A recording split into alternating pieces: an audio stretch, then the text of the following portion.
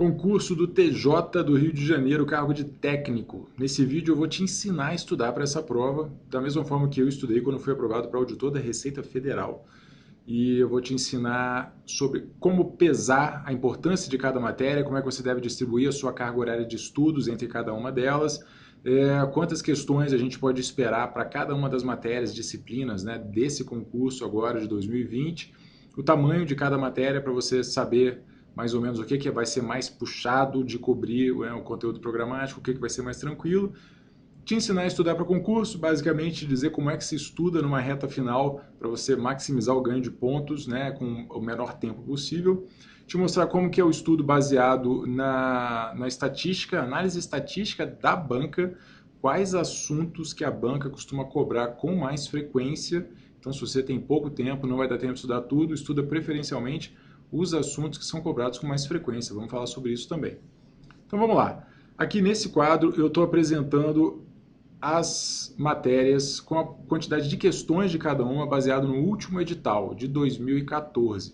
Não dá para ser exatamente igual agora porque foram 100 questões em 2014, dessa vez são 60. Mas vamos falar um pouquinho dessa prova. A gente sabe que a banca é o CESP, Sebrasp. O CESP sempre mete muito medo, mas não tem por que ter medo dele agora. Normalmente as provas do CESP são de certo e errado. Você tem que julgar se a assertiva está certa ou errada. Não é o caso. Nessa prova aqui a gente vai ter múltipla escolha.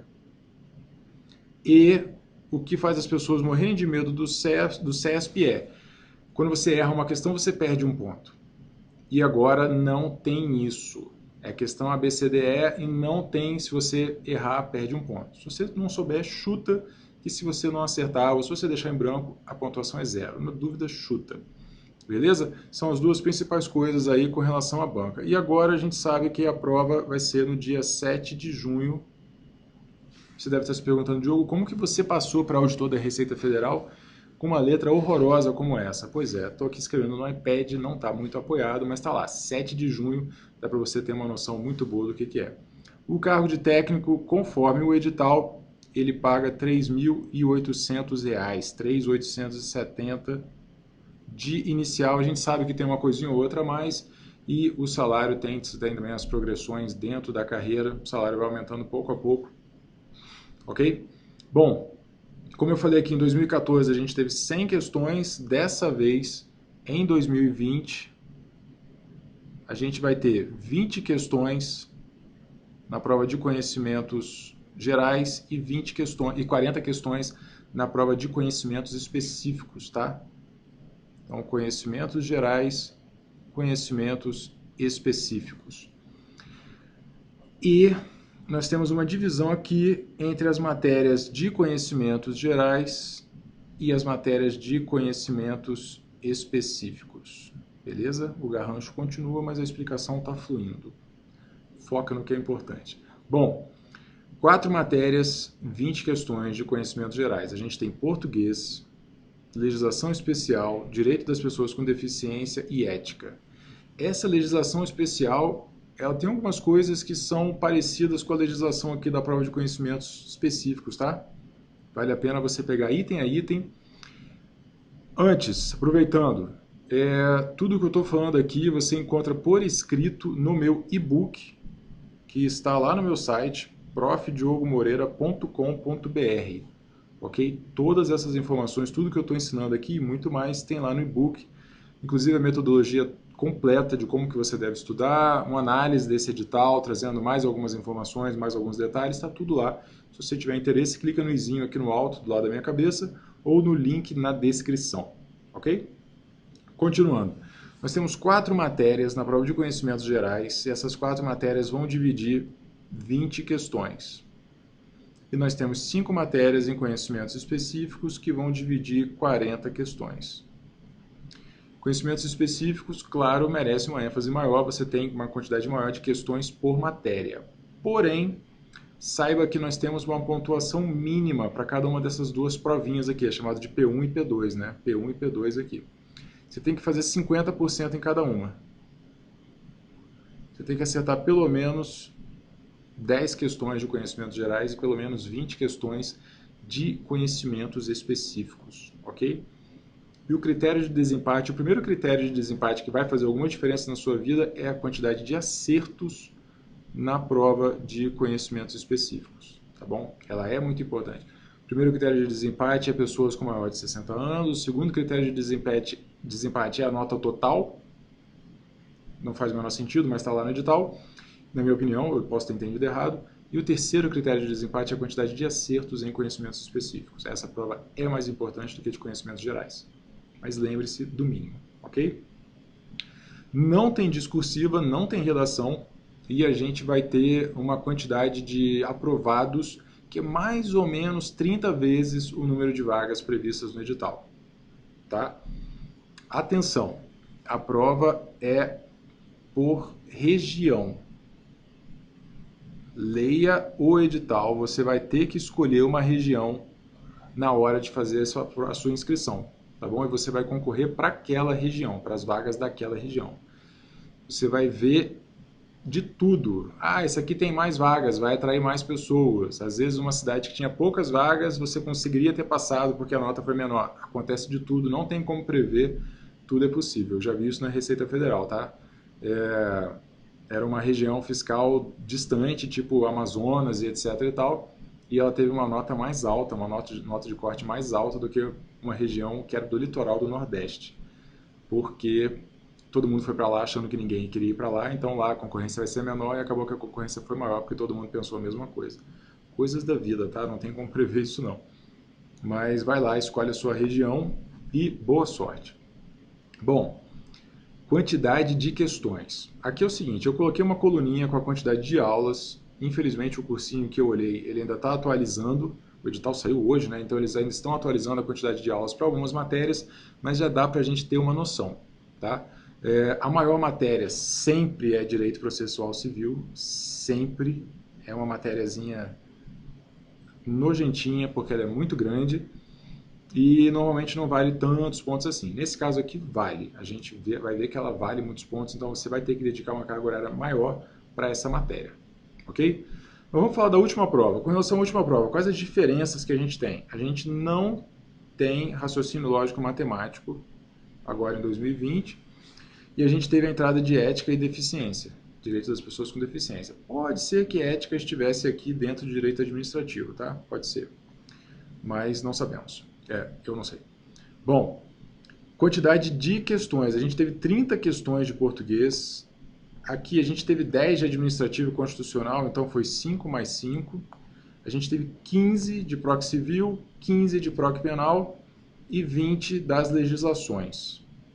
Então a gente vê que as duas legislações juntas foram bastante relevantes e a gente pode esperar que elas tenham uma importância parecida aí com proc civil e proc penal agora, ok? Bom, Diogo, se você tivesse que chutar uma quantidade de questões para cada uma dessas matérias, como seria o seu chute? O meu chute é científico, tá? Eu já assisti, já examinei, já analisei muitos editais. Então vamos lá. O que eu acho? Nós temos 20 questões para essas 4 matérias. Eu acho que português fica com pelo menos 10 questões. Ela teve 30 na prova anterior, é muito, muito importante, especialmente em cargos de nível médio e cargos de salário mais baixo. O português sempre tem uma relevância muito grande. Eu diria que legislação especial vai ter uma importância bastante grande também, com 5 questões, deficiência 3 e ética 2 questões. Se eu tivesse que chutar, baseado na minha experiência, eu chutaria dessa forma, ok? Para as outras aqui, conhecimentos específicos, a coisa fica um pouquinho mais animada. A gente tem 40 questões e a gente viu que administrativo e constitucional tiveram uma importância muito pequena na prova anterior. Muito pequena mesmo, né? Então, se a gente for levar isso em consideração, essas duas se mantiverem com uma quantidade menor de questões, eu diria que elas podem ter aí em torno de 4 questões cada uma. Eu chutaria 12 para proc civil, 12 para proc penal, e aí nos restam 8 para a legislação. E aí, somando a legislação de baixo com a legislação de cima, dá 13, o que fica bem próximo ali dos 12 de proc civil e proc penal. e a gente viu que ela teve 20 na última prova contra 15 de Proc Civil e 15 de Proc Penal. Então, mantidas as mesmas proporções.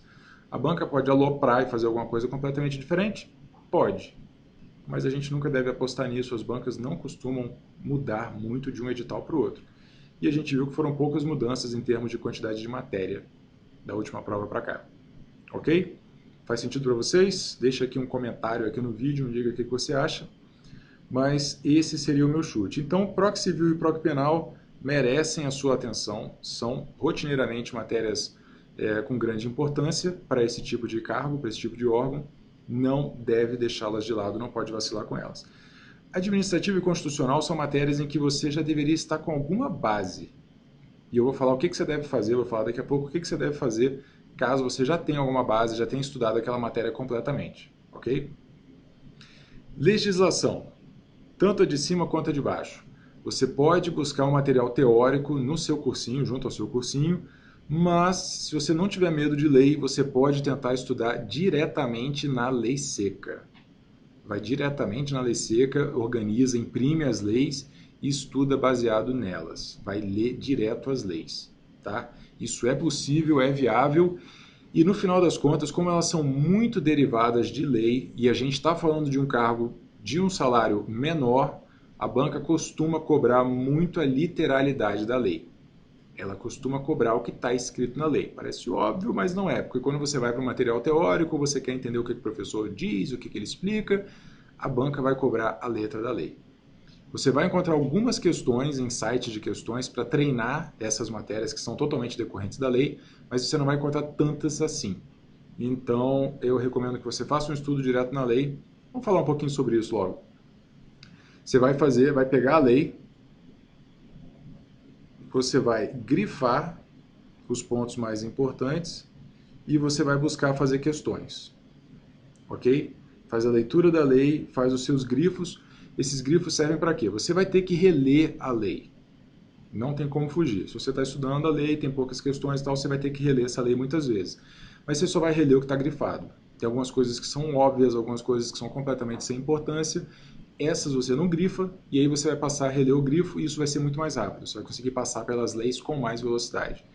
Chama a atenção especial para as decorebas, para os prazos, para as alíquotas, para tudo que é detalhezinho, e para as coisas, as exceções. Às vezes tem umas listas e tem umas exceções também. Chame a atenção para tudo isso que é decoreba, que é detalhe. A banca vai cobrar esses detalhes, tá? Mas você não precisa pegar esses detalhes no primeiro estudo, na primeira passada. Não se desespere. Sinceramente, na primeira leitura, dá uma leitura geral da lei, sem grifar, lê tudo, pega o espírito da lei, vai entendendo o que ela está querendo dizer ali. Depois você faz uma leitura com grifos, depois você faz uma leitura chamando atenção para algumas coisinhas aqui e ali, ok? Faça um estudo ativo sobre a sua legislação, porque isso vai ser importante para você. Beleza? Bom, no e-book, como eu falei, e você encontra o e-book lá no meu site, profdiogomoreira.com.br, no e-book eu apresento para cada uma das matérias a análise estatística de como que a banca costuma cobrar os assuntos, tá? E aqui você vai ver alguns assuntos que não caem nessa prova, mas isso é explicado lá no e-book, é explicado lá na planilha também por que acontece isso, mas eu vou falar aqui também. Nem sempre o edital e o site de questões falam a mesma língua. Às vezes o edital chama um assunto de um jeito, ou mistura dois assuntos, ou separa dois assuntos, e no site de questões aqueles dois assuntos que estavam separados estão juntos, ou os dois assuntos que estavam juntos aqui estão separados, é uma zona. Então eu coloco todos os assuntos, e você que está estudando, no e-book também você encontra o edital verticalizado, cada tópico do edital um abaixo do outro, numerado, para você organizar os seus estudos. Ok? Para você saber o que você já estudou, o que você não estudou. Isso está lá no e-book também, mas a análise estatística é completa, todos os assuntos. Beleza? Bom, por que eu estou chamando a atenção aqui para esses 5 assuntos, enquanto a gente tem ali mais ou menos uns 9 assuntos para baixo? Esses 5 assuntos, eles respondem por 80% das questões da banca para esse tipo de cargo e órgão. 80% das questões do CESP para TJ são desses 5 assuntos. Então, se você tiver pouco tempo, se não vai dar tempo de estudar tudo, comece por esses assuntos aqui.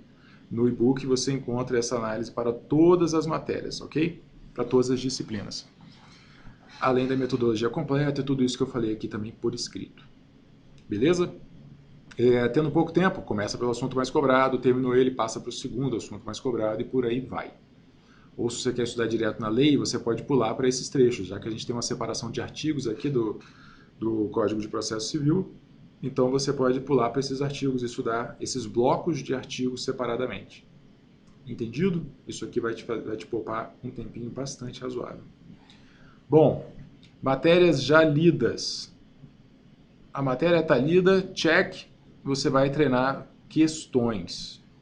Você vai fazer questões, vai ver o que você está errando e vai jogar os seus erros para um caderno de erros. Ok? É hora de você treinar questões. Questões é o que tem de mais importante disparadamente no estudo para concurso. Não existe estudo para concurso sem fazer questões. Faça muitas. Minha recomendação, faça 15 questões de cada assunto. Faz 15 do primeiro assunto, corrige, vê o que errou, anota no caderno de erros, passa para o segundo assunto, faz mais 15, corrige, vê o que errou, anota no caderno, passa para o terceiro assunto e por aí vai. Dessa forma, você chegou no último assunto, volta ao primeiro. Chegou no último assunto, volta ao primeiro. Fica fazendo isso para lá e para cá. Você vai ter múltiplas passadas por cada assunto, mais ou menos 15 questões de cada vez, e dessa forma você vai revisar, não vai deixar nenhum de lado. Se você pegar o primeiro assunto e tiver 300 questões e você fizer todas, talvez não dê tempo de chegar no último assunto. Ok? Isso é para matérias já lidas. Matérias não lidas, eu recomendo que você leia e, adivinhe, faça questões. Revise via questões. Não faça resumos, não precisa nem grifar o material se não quiser, porque você está na correria, você vai ler e terminando de ler aquela aula ou aquele capítulo, você vai fazer as questões dele, ok? É basicamente isso. Lê a primeira aula, faz as questões, lê a segunda aula, faz as questões, lê a terceira aula, faz as questões. Chegou até o final, refaz todas as questões. Chegou até o final, vai para o site de questões. Eu recomendo o Tec Concursos ou o Q Concursos. Na minha opinião, são os dois melhores no mercado hoje. Tec Concursos ou Q Concursos. Ok? E você divide, terminando a leitura da teoria toda, terminando de fazer questões, você passa para esse modo que eu expliquei aqui, em que você faz questões, anota seus erros e produz cadernos de erros. Não anote nada na primeira leitura, senão você não vai sair do lugar. Muito importante. Não faça o caderno de erros na primeira leitura, na primeira vez que você estiver fazendo as matérias. Combinado? Senão você vai anotar coisa demais. Se você já tiver alguma base na matéria, vá direto para as questões. Não leia a teoria toda de novo. Pelo amor de Deus, se você for formado em direito, você não vai ler direito de novo. Você vai direto para as questões. Vai ser doloroso no começo, você vai errar questões, vai ficar meio chateado e tal, mas você vai fazendo 15 de cada assunto, na segunda passada você já vai estar melhor, na terceira passada você já vai estar melhor. Ok? Português pode ser estudado diretamente via questões também, e aí você vai anotando seus erros e depois você decora tudo que você jogar no seu caderno de erros. Beleza? Português é muita decoreba e você tem que treinar questões da banca, tem que ser do CESP, para você pegar o jeito CESP de cobrar. Diogo, o CESP praticamente só tem questões de certo e errado. Tem problema? Não, não tem problema. Pode treinar questões de certo e errado sim, para pegar o jeito da banca e para revisar os assuntos que você está estudando. Não é porque essa prova de múltipla escolha que você não deve fazer isso. Beleza? Ok? Bom, tudo isso e mais um pouco tem no meu e-book. Você encontra outras dicas de estudo também aqui no meu canal no YouTube. Então, dá uma viajada aqui no meu canal. Se você quiser poupar tempo e ter tudo isso por escrito, entra lá no meu site, dá uma olhada no e-book também, ficou bem legal. Enquanto eu lancei esse vídeo, eu estou atualizando o e-book. Talvez quando você assista esse vídeo, ele já esteja atualizado. Dá uma olhada lá e garante o seu, ok? E é isso. Qualquer dúvida, manda aqui nos comentários, vamos conversar, me diz aí o que você está fazendo, como é que você está estudando e eu estou sempre à disposição. Valeu? Um grande abraço e boa sorte, bons estudos e boa prova.